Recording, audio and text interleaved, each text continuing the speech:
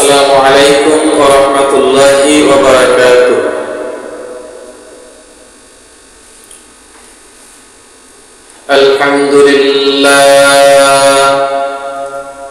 আলহামদুলিল্লাহ নাহমাদুহু ওয়া নাস্তাঈনুহু ওয়া নাস্তাগফিরুহু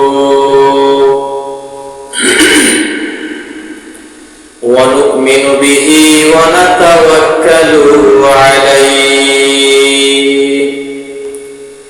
ওয়া নাউযু বিল্লাহি মিন শুরুরি আনফুসিনা ওয়া মিন সাইয়্যাতি আ'মালিনা মান ইয়াহদিহিল্লাহু ফালা মুদিল্লা লাহু ওয়া মান ইউদ্লিলহু ফালা হাদিয়া লাহু ওয়া নাশহাদু আন লা ইলাহা ইল্লাল্লাহু ওয়াহদাহু লা শারীকা লাহু ওয়া নাশহাদু আন্না সাইয়্যিদানা ওয়া নাবিyyana ওয়া মাওলানা মুহাম্মাদান আবদুহু ওয়া রাসূলুহু সাল্লাল্লাহু তাআলা আলাইহি ওয়া আলা আলিহি ওয়া আসহাবিহি ওয়া বারাকা ওয়া সাল্লামা তাসলিমান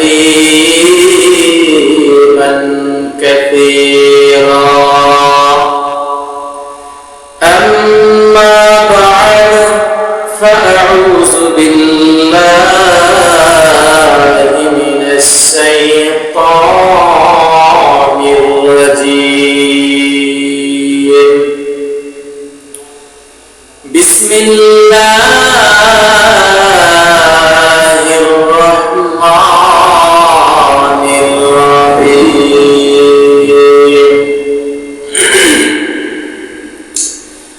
قد أفلح المؤمنون الذين هم في صلاتهم خاشعون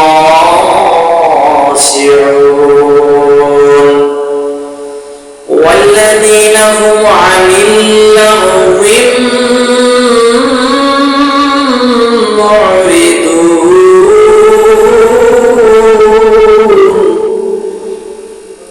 والذين هم للزكاة فاعلون والذين هم لفروجهم حافظون إلا على أزواجهم أو ما ملكت أيمانهم فإنهم غير ملومين فمن ابتغى وراء ذلك فأولئك هم العادون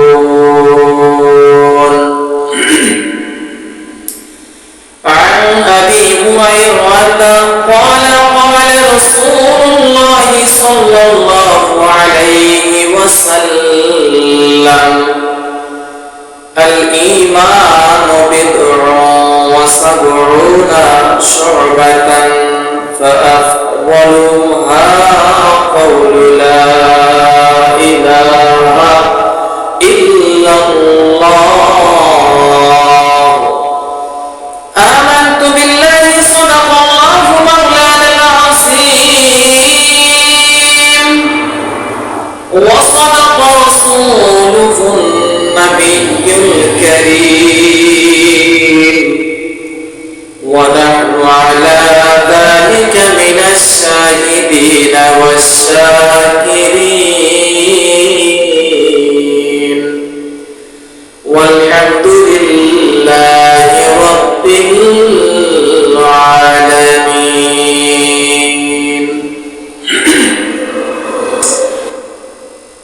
আমি আপনাদের সামনে সূরা মুমিনুন এর শুরুর দিকের আয়াতসমূহ তেলাওয়াত করেছি। সময়ে আল্লাহ তাআলা ইরশাদ করেছেন, মুমিনগণ সফল কাম হয়েছে যারা নিজেদের নামাজে বিনয় নম্র, যারা অনর্থক কথাবার্তায় নির্লিপ্ত, যারা যাকাত দান করে থাকে এবং যারা নিজেদের যৌনাঙ্গকে সংযত রাখে, তবে তাদের স্ত্রী ও মালিকানাভুক্ত দাসীদের ক্ষেত্রে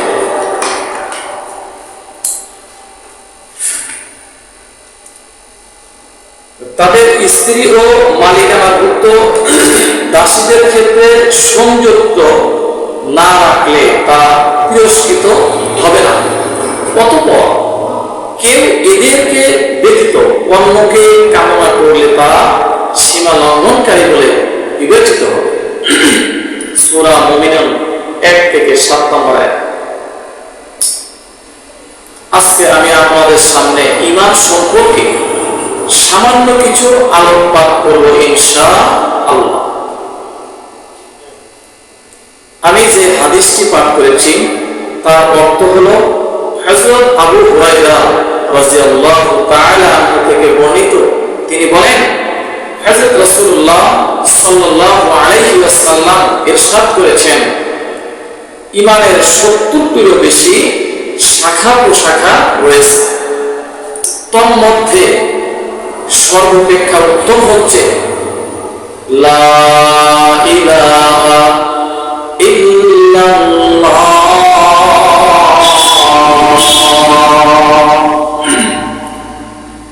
হযরত রাসূলুল্লাহ সাল্লাল্লাহু আলাইহি ওয়াসাল্লাম ইরশাদ করেছেন, যখন মুমিন বান্দা লা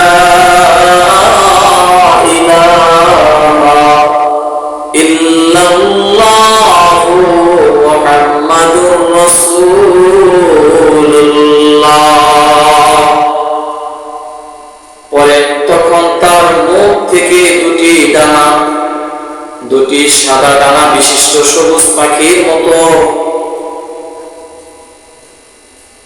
একজন ফেরেশতা বের হয়, যার এক ডানা পূর্বে অপর ডানা পশ্চাৎ, তিনি ডানা দ্বারা আরশের দরগায় গিয়ে মধুর পোকার মতো আওয়াজ দিতে থাকেন। আরশ বহনকারী ফেরেশতাগণ বলেন, আল্লাহর ইজ্জত ও সম্মানের কসম, তুমি স্থির হও। তিনি বলেন, আমি স্থির হব না যে পর্যন্ত কালেমা পাঠকারীকে ক্ষমা না করা হবে। আল্লাহ তাআলা তাকে 70,000 মুখ দান করবেন, যেই মুখসমূহ তার জন্য কিয়ামত অবধি মাগফিরাত কামনা করবে। কিয়ামতের দিন ওই ফেরেশতা তার হাত ধরে সিরাত পার করিয়ে জান্নাতে প্রবেশ করাবেন। আমরা সকলেই জানি যে ইসলামের ভিত্তি স্থাপিত হয়েছে কালেমায়ে তাইয়্যিবার উপর। কোন ব্যক্তি তখনই ইসলামের সীমারেখার ভেতর প্রবেশ করতে পারে যখন সে কালেমা তাইয়্যিবা লা ইলাহা ইল্লাল্লাহ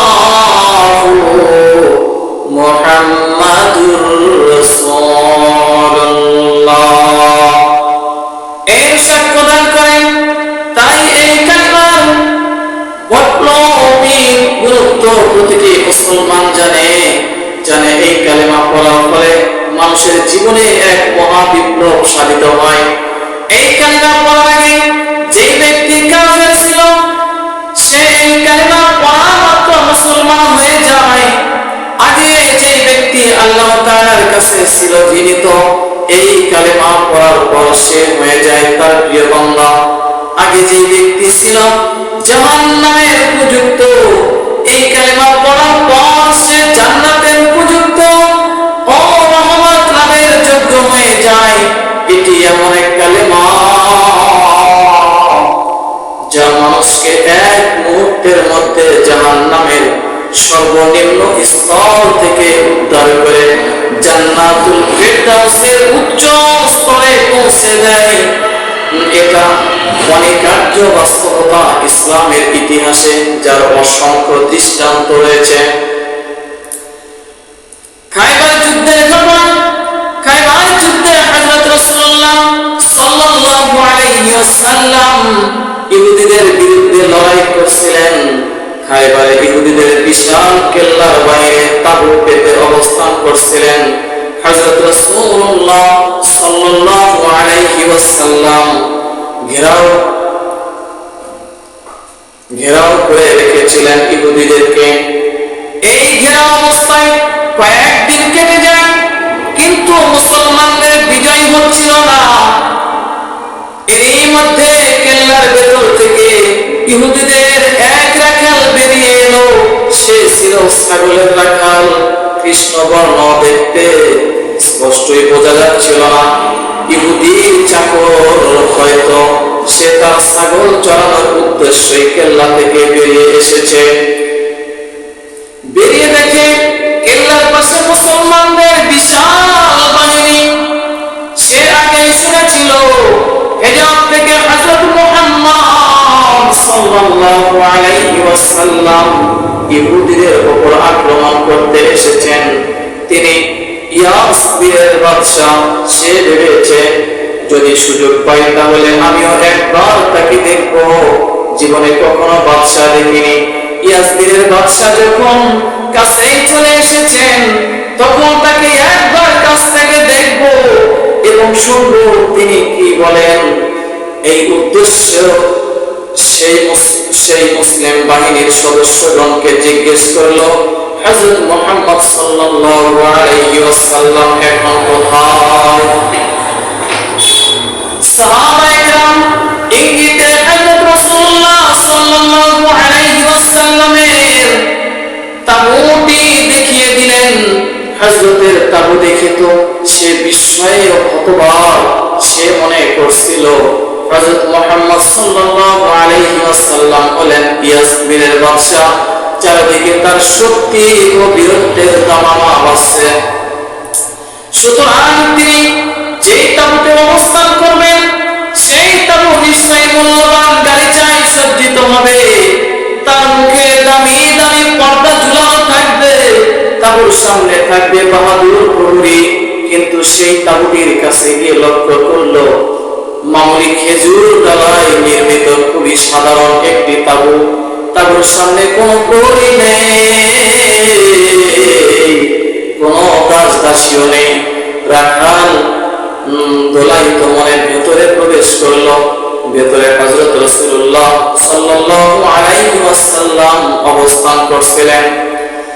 হযরত রাসূলুল্লাহ সাল্লাল্লাহু আলাইহি ওয়াসাল্লামের নূরময় অলৌকিক দীপ্তিপূর্ণ চেহারা দেখে বসাহীন মুগ্ধতা স্থির হয়ে গেল। সে কাছে গিয়ে আরজ করলো, আপনি এখানে কেন এসেছেন? আপনার পয়গাম ও দাওয়াত কি?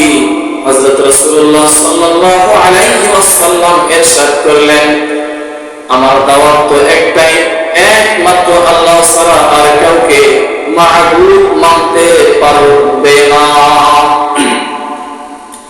সকলেই পড়বে লা ইলাহা ইল্লাল্লাহু মুহাম্মাদুর রাসূলুল্লাহ সাল্লাল্লাহু আলাইহি ওয়াসাল্লাম। সে হযরত রাসূলুল্লাহ সাল্লাল্লাহু আলাইহি ওয়াসাল্লামের সান্নিধ্য বসা ছিল। কথা প্রসঙ্গে সে প্রশ্ন করল, আচ্ছা আমি যদি আপনার এই দাওয়াতকে গ্রহণ করি এবং লা ইলাহা ইল্লাল্লাহু মুহাম্মাদুর রাসূলুল্লাহ পাঠ করি, তাহলে আমার কি পরিণতি হবে? হযরত রাসূলুল্লাহ সাল্লাল্লাহু আলাইহি ওয়াসাল্লাম বললেন, তুমি অন্য সব মুসলমানদের সমান অধিকার লাভ করবে। আমরা তোমাকে বুকে মিলিয়ে নিব।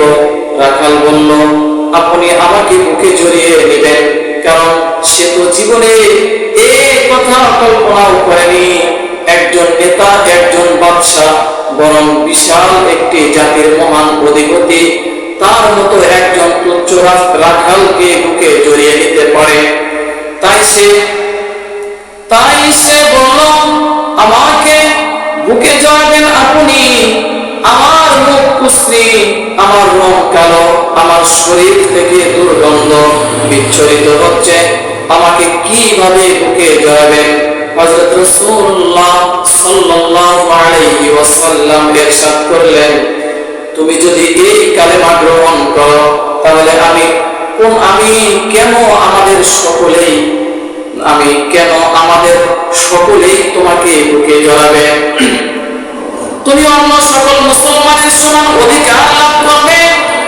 কোন বর্ণনায় পাওয়া যায় রাখালটি এই কথাও বলেছিল, আপনি একজন এত বড় বাদশা হয়ে আমার সাথে ঠাট্টা করছেন।